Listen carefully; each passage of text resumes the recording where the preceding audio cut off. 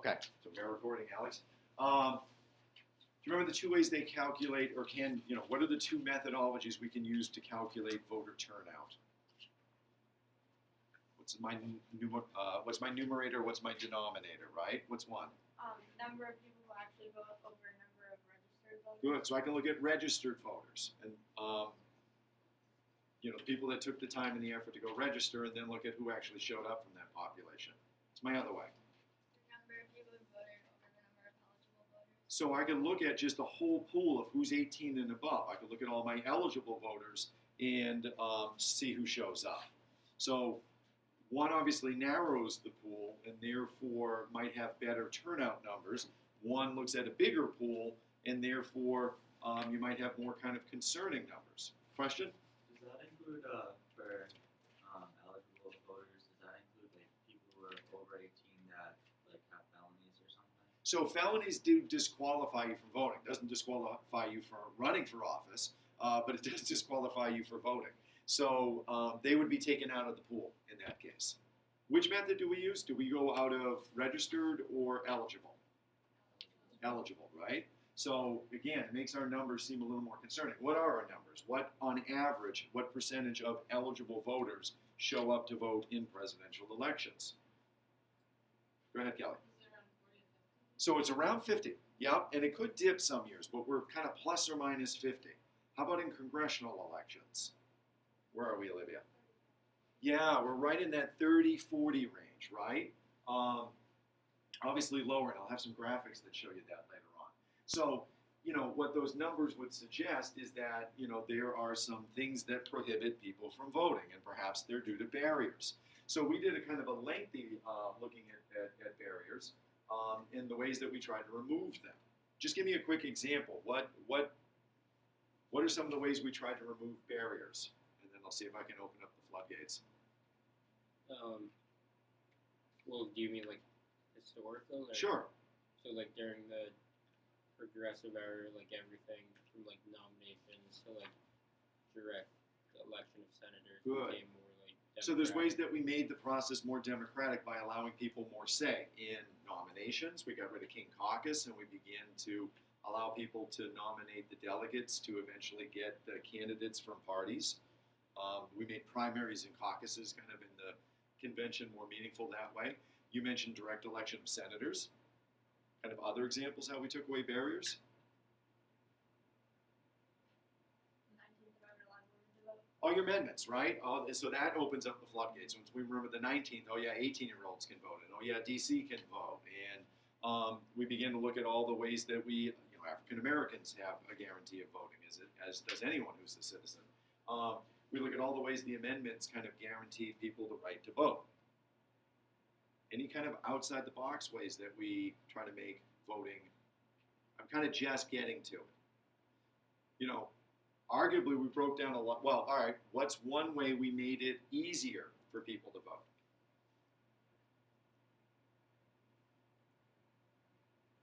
What do you have to do in order to vote? What do you have to do first before you can vote? You got to register. Is that a barrier? I mean, it's not an amazing hurdle. I mean, it's about that high, but it is a barrier. How do we make it easier to register? Go ahead, Olivia. Yeah, we did the motor voter law. We made it easier. So what we were just getting into in terms of taking away barriers is some of the things that remove the inconvenience and the difficulty of voting. That you got to register, that there's going to be a time frame to voting, a window to doing it in certain locations. So we'll look at all the ways we try to make voting a little more convenient, a little easier, and therefore removing a barrier. So we can look at ways we made it more democratic, as Nick was talking about it, in terms of having more meaningful say in the process. We'll talk today also, for example, about initiatives and referendums. Let's not just vote on candidates. Let's put meaningful issues on the ballot and let you vote on those. That might get you to the poll. We talked about breaking down barriers where people were denied the right to vote based on demographics. And now we're talking about making it more convenient. Yet, some barriers still remain. And what we'll look at today is most of them are psychological, right? We're just getting into this again. The idea of I got to figure out where the polls are. I got to you know, I've got a window of a day on a work day. I don't have a voting holiday to vote. So we'll look at the continued barriers a little bit today before we transition to something new. What were some of the reasons why I said we shouldn't worry about voter turnout? We're all focused on these numbers, and we're pretty convinced they're anemic. But what are some of the things that we need to remind ourselves when we're looking at these numbers? What's one? You don't want like ignorant, like illiterate people voting. So yeah, on some level, you know, we've only got 50% voting in presidential elections, but we have to be careful, I think, on some level of saying just more voting is better. We want ideally informed voting. And so some of these barriers might be a way in which people begin to thoughtfully exercise their democratic rights. They have to kind of, you know, demonstrate a little bit of knowledge and a little bit of want to vote.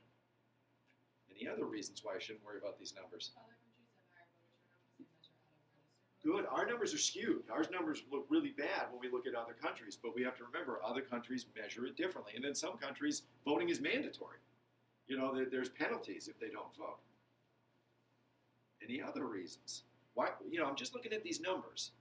They're other means to engage with the political process. Yeah, I mean, I'm just looking at these numbers, and I'm just looking at these particular races. I could be engaged in local and state kind of, you know, voting.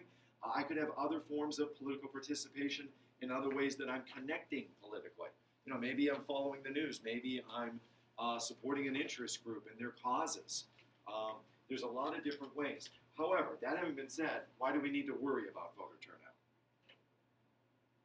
You know, there's a lot of reasons not to worry, but why should we worry that, you know, people aren't voting? Why do we need to vote, Leah? Well, it can show that people are being intimidated in this literacy test. Good. So if people aren't voting, there might be a concern that it's because of some sort of, you know, governmental abuse, that there are things that are deliberate in the process to make sure that, you know, the masses don't have a say. What are some other reasons why we, you know, want bigger numbers? We want to make sure people are voting. What are we? We're a democracy, right? Why does a democracy depend on this? It's like an outlet if you don't get like what you want. Like We need an Alex here today, right? We're going to burn the place down if we don't have that outlet. Good. So it's an outlet for democratic expression. Why else do we need people to vote? Do you remember that little intro that I did? And I did it deliberately yesterday, too. When you guys were thinking about the context for your essay last night. And I talked about, you know, hey, here's the First Amendment and why free speech is kind of important. But democracy depends on a marketplace of ideas and that competitive exchange of ideas. And if we do have this free exchange and this competitive exchange of ideas, what do we get to? Truth, right? And if we have truth, we have better policy. Now, the most important, remember we talked about your vote not counting, and I was trying to remind you why your vote counts?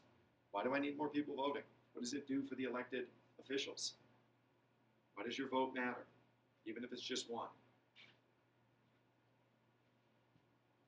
Kelly's close. Why does your vote matter, even if it's just one? Guy wins in a landslide. Guy doesn't win in a landslide. Nick. Everybody like felt like that, then they could have like a complete different turnout if like a certain group of people didn't vote. But if like say I don't know 100,000 people who all were like, oh my one vote doesn't Right. count, then So it changes the numbers, Yeah. right? All of a sudden, you know, if enough people think my vote doesn't count, it's going to increase or decrease the amount that person is elected by. Maybe that person still gets elected, but here's my big hint. It changes the numbers. Why do the numbers matter? It doesn't matter how much a guy gets elected by. He's elected, right, Jenny? Why does it matter? Bingo. More or less responsive. It holds them accountable. It gives them a, prom season is on us.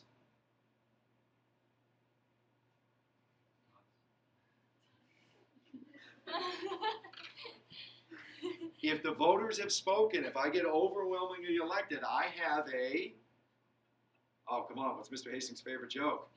It's funded this time. It's funded this time. You have a mandate, right? You have a mandate if you get. People miss that all the time. I'm glad I went over that. All right. So, any questions on the warm up? All right. So, again, where we left off yesterday was more talking about, looking at low turnout and still looking at some of those barriers, right? And as we look at those barriers, we'll talk about ways to kind of remove them. So, one of the barriers is the basic qualifications to vote. And we looked at the question of identification. We didn't bring that up in our warm-up, did we? That, in efforts to make sure that the process is legitimate, any kind of documentation you require of people is in some form a barrier, and it might disproportionately affect certain groups. For example, groups that don't have ID because of socioeconomics. The registration process, again, is meant to legitimize the process and make it authentic, but it introduces some barriers. Did you all get my link last night? How many of you rushed to register? How many of you sent off your form already? Again, you're my AP government class, right? And you can imagine what the masses do. Not only did they not have somebody email it to them, they wouldn't know where to go in the first place. And then what's your incentive to register? We're a democratic nation, and we're really enthusiastic about going on, a website and becoming a troll somewhere down there in the comment section. Love to tell you what I think in the comment section. Don't want to go to the polls to vote, all right? Because it's something that requires time and effort and a conscious kind of amount of thought. So, that registration process. I sent you a link last night. I would hazard to say it's going to be a while before some of you register, and if I get 50% of my AP, would I be lucky? I'm going to see what my numbers are by the end of the year. All right? We'll go over more what Massachusetts is in today's notes too. But when you guys, hopefully, if and when you do register, you can register for either party or independent, and that gives you some options in the voting process. Speaking of voting, again, I had mentioned that within our system, voting is something that you have a window for. We have an election day, but it's not like a work holiday. You guys, often we have a professional development on that day, and you guys don't come to school, but everyone else goes to work. Somehow around work, you have to figure out how to A, find the polls, and to B, vote. So, average hours for voting is between 8 and 7. So I got a little time before work, and I got a little time after work. I might be able to go on my lunch hour, but if there's a line, or if it's raining, literally weather will deter people. That will cause numbers to fluctuate. It doesn't necessarily happen. So as we're looking at a barrier, we want to look at, well, okay, are there ways to remove some impediments? And certain states have talked about same-day registration. Some have made it so that, there are civic groups, the League of Women Voters is a good example, who will actively kind of set up voter registration drives and will go to malls and will go to places publicly with the forms to get you to register. If I can't get you to go to the DMV or go online and kind of click a mouse, then I'll set myself up somewhere public to remind you. What you're going to see too with voting, and we'll talk about that, I think I've got it elsewhere in the notes too, but there has been efforts to allow a bigger window for voting to kind of, allow people to vote earlier, either using like an absentee ballot method or extending kind of polling hours, making it multiple days. Some states have even talked about putting polling places in more easily accessible places like grocery markets, especially because we can do a lot of it using electronic systems now, So I'm walking in and I need broccoli and milk and bread, and oh yeah, there's a voting booth. And again, you wonder if you want someone who's just run out of food to be the kind of the demographic voting, or if someone again should make a conscious effort and go elsewhere. But we talk about trying to make it a little easier by coming up with different ways to make voting more convenient. Okay. One of the other things that we looked to do to make voting more meaningful, and I said this already, was to introduce not just candidates to vote on, but issues. So I feel like we talked about this before, initiatives versus referendums. I'm pretty certain we did, right? Do you guys remember the distinction? Alex gone black for a second. Hold on, I gotta switch my battery mode.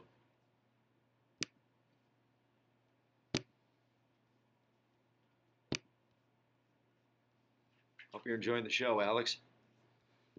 Okay, so he's gonna have to write that in that. At 5 minutes and 22 seconds, you went off the rails. What was my question? Do you remember the differences between an initiative and a referendum? Both are instances where I give an issue for voters to vote on something, but how the issue comes up, who brings the issue up, is different. The initiatives by the people. Yeah. Referendums by state legislatures. Good. So an initiative, we initiated it. You know, this issue is important to us. We got enough ballots. We got it on the ballot, right? You go around, you get signatures. You got enough signatures. There's enough of support for this issue that it merits voting on by the whole public. A referendum is where the legislature gives you something to vote on. Initiatives are ways that we kind of compel the legislature to do something it perhaps was reluctant to do or reluctant to consider. Why would a legislative body with the power to make laws ask us to make a decision on an issue? What's the purpose of a referendum? They could just make the law. Why are they saying, hey, voters, you vote on this? What do you think, Jenny? Yeah, so this is when there's a kind of an issue that they know they maybe need to take a stand on, but they don't necessarily want to have the electoral implications of voting on it if it's something controversial. I mentioned like legalization of marijuana. Geez, if we legalize it, does that decrease crime? Is it a potential revenue stream? Does it allow us to direct police, forces to something else?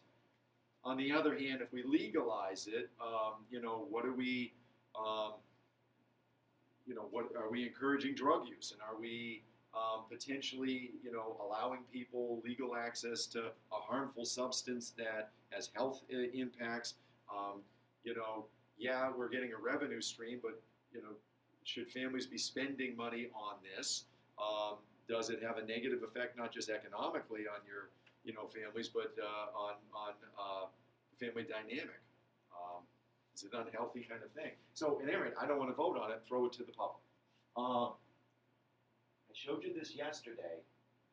This is, again, what a sample ballot would look like. And again, you see the initiatives kind of off to the side. When you register to vote, there are, there's all kinds of ways you get information, but the state will put out information and they will put out summaries of the ballot initiatives. So, I'll let you kind of take a quick glance at it. This was 2008, and we had talked about legalizing marijuana. We had talked about, getting rid of state personal income tax or reducing it. 2010, there's other ones on this. Sales tax on alcohol. Oftentimes if the voters are going to initiate something, it's to get rid of, a tax. And that may be a scary process because we're not looking at the whole financial picture. We just, I want to pay less taxes, but I want the same amount of services. You guys figure it out. Okay? So, at any rate, initiatives and referendums are ways that I get people to vote. In spite of all of this, it really, it doesn't seem to have impacted. We've done a lot of things to try to break down the barriers in terms of making registration and voting easier, in terms of making it more meaningful with initiatives and referendums. What you tend to see is kind of the same voter turnout regardless. So it leads you to wonder a little bit about who votes and why. And if people aren't coming to the polls, again, there's a way I can swing it. All right, people on average, there's a bunch of civic-minded people, and on average, 50% of the public is kind of coming to vote. What about that other 50%? Well, maybe they're not voting because they're fine with things. Oftentimes, if someone new shows up to the polls, it's maybe because they're cranky, right? Some people vote to show disapproval only. I'm fed up with the following. and I'm now going to vote. So maybe, our low percentages is a sign of contentment by a large segment of the population. Another way, though, to look at it is maybe they're not content, maybe they're disconnected. People not necessarily seeing the value to voting, not seeing the meaning to voting, not feeling part of the process. So, again, it shows us that we have work to do. And normally what I do is I dip into that segment of the lecture that talks about the psychological factors of who votes by getting into the demographics of voting and the trends. But I'm actually suspending that. I'm working on this section. I'm having watched you guys do the standardized test on kind of who votes, how, and why, I think I had a little work to do on that. So I'm actually going to speed ahead and come back to it tomorrow during our long block, because in part what I'm going to do, starting tomorrow, is I'm going to give you exit polls. We're going to use our long block a little bit to look at some exit polls, and you're going to see, okay, this population voted overwhelmingly for this candidate. Why? So we'll do a little bit of work on that. What I want to speed ahead to is to begin to talk about the mechanics of voting. So we'll come back to the kind of the psychology and the statistics of voting tomorrow. Keep in mind it's going to be a little rocky, and let's just look at the mechanics of voting. Right? One of the things that you're going to see in terms of voting is an obvious distinction between, let's see if you guys can pick it up.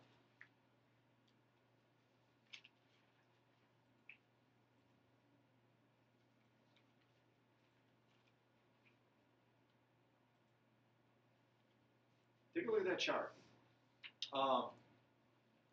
We're looking at turnout of the eligible voting populations. And what I see is, what do you notice in terms of a trend with the lines? Is there a pattern? Jen says yes. What's the pattern? They go up and then down. It's up and down, right? It's almost like, you get whiplash there. It makes you nauseous. So every 2 years it goes up and down. Why? A little more obvious than you think. I'm going from around 50%, then I'm dropping to 40, and back up to 60, and then back down to 40. What's the span? What's the time frame there? I'm jumping up and down every what? Kelly, 2 years. You said 4, because you think we're looking at what? Presidential elections, but I get it every 2 years. That ought to help you figure it out, right? What's happening here, Jen? It's congressional. So when it's 40, it's 40%. It's congressional elections. When it jumps up, it's presidential elections. So I'm going years where it's Congress and President, Congress and President, up and down, right? So there's a real kind of, imagine if you got that as an AP question. That'd be hopefully a home run now that we've gone over it. Explain that graph, right? So we see a definite difference, and this has been a question in the past to explain why there is that difference in trend between presidential and congressional elections. Quite simply, why do you think? Why don't people show up for congressional elections? Brian, why do you think people don't show up? Because they don't think they matter. Yeah, they're boring. They don't matter. It's not as glamorous and exciting as presidential elections. We're not as interested. We're not as vested. We don't think it's as important, even though that's where you get more direct representation. The funny thing is, the rule of thumb is, the closer the elected official is to you and having a direct impact, the less we know about them, right? If I started with, name the president, everybody gets the president. If I said, name your senators, maybe. Name your congressman, uh-oh. Name your state reps. Anybody name a selectman? Closer I get, the more kind of vague and fuzzy they get. We don't think they're very important, and consequently, the media and groups that fund these candidates don't think they're as important. So it becomes kind of a chicken and an egg kind of thing. Without media attention and funding, they can't become more prominent, and they're not going to become more prominent until we think they're more important. So consequently, you see that kind of trend in what is known as, we had said every 2 years there's Congress running. What that's known as is a midterm election. There's a presidential term, and then in the middle of it are midterm elections. And that's when just Congress and What percentage of the Senate, Ron? Every 2 years, what percentage? 33. 33, a third, right? Because we stagger it. We don't want an entirely new Senate in one particular election. We look for more continuity there. Not only do interest groups not look to fund, congressional elections as much as they do presidential elections, we don't have a matching system for them either, right? That only exists in presidential elections. So without the money, without the media attention, without the public zealousness when it comes to these races, how do you win? That would be, again, the kind of the bookend side of a question. You have a chart, what's the difference? Why is there this difference? Therefore, how do candidates campaign differently in mid-cycle elections? Well, one thing they obviously focus on that's going to get them success is local issues.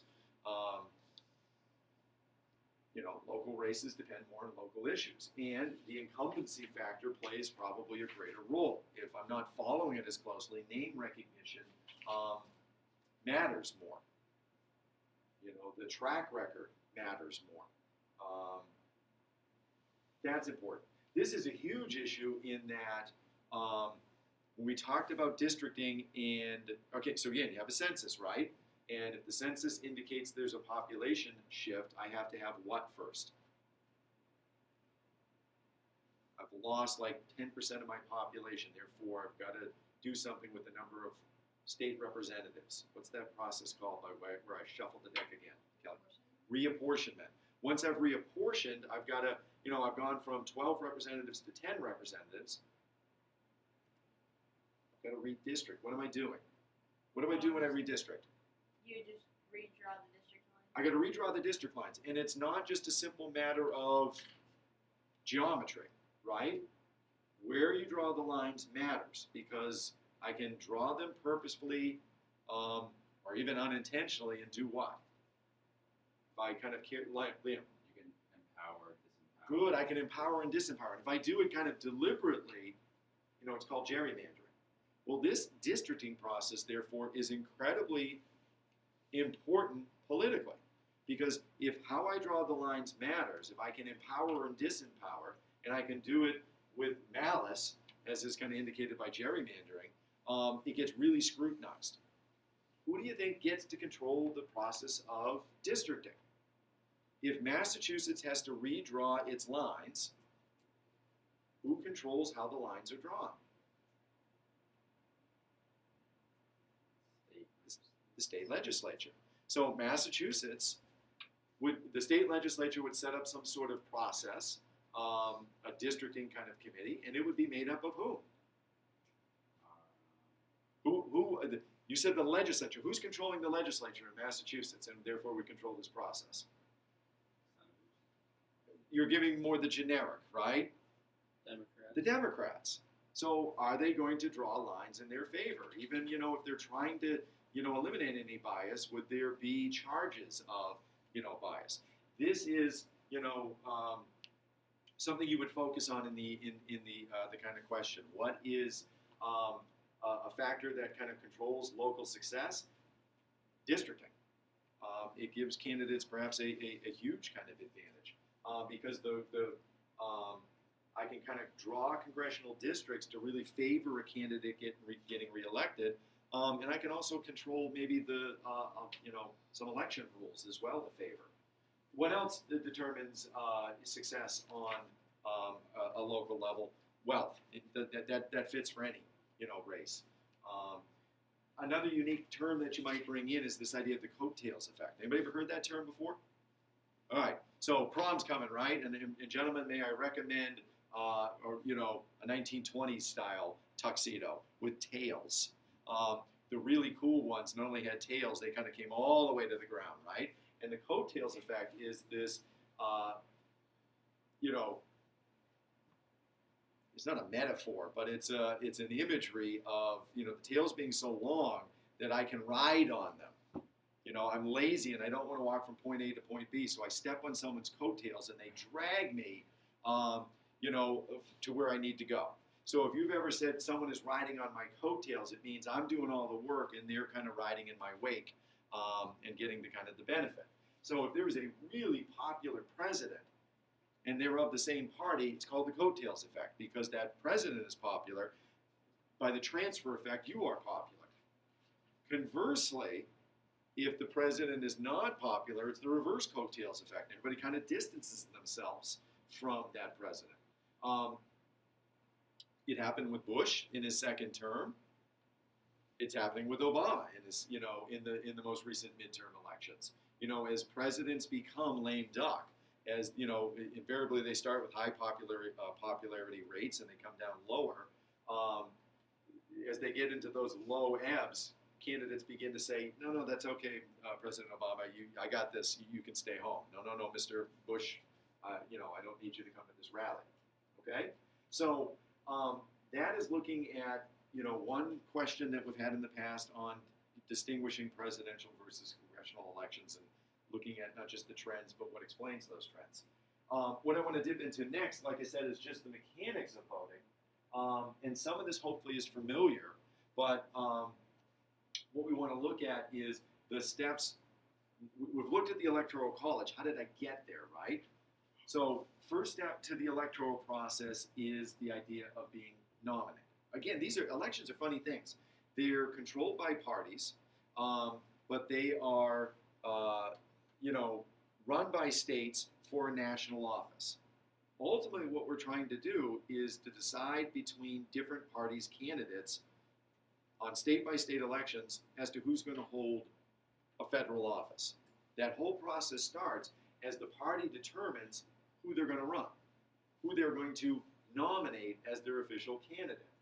That gives the person the legal right to appear on the ballot and run against the other candidate from the other party and any third-party candidates. The way we do that is kind of a crazy pre-election election. We have these pre-election elections. They take the form of primaries and caucuses, and what you do is you go vote amongst typically a slate of party candidates to narrow it down to one that you think has the best chance to run against the other party. Primaries and caucuses are different. To kind of give you just the quick synopsis, a primary looks like an election. You go to the ballot stations, you get your ballot, you go into a voting booth, you cast your vote, and then they tally the votes, and typically states have slightly different systems, but whoever gets the most votes gets that state's delegates. A caucus is different. What did we say a caucus was when we talked about it in Congress? If congressional leaders are having a caucus, what is that? I just kind of gave it away, didn't I? In my definition. Go ahead there. What were you going to say? They're choosing party leaders. So what is a caucus, though?